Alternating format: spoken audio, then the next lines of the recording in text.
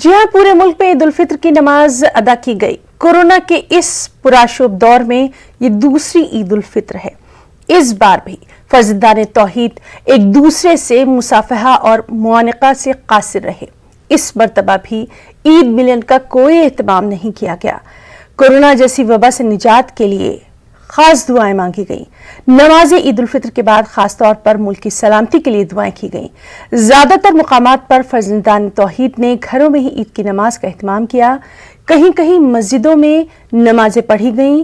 पूरी corona guidelines का ख्याल रखते हुए सोशल डिस्टेंसिंग का खास ख्याल रखा गया।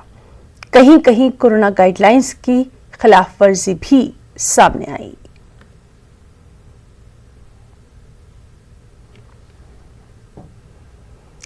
कोरोना वबा के साए में आज ईद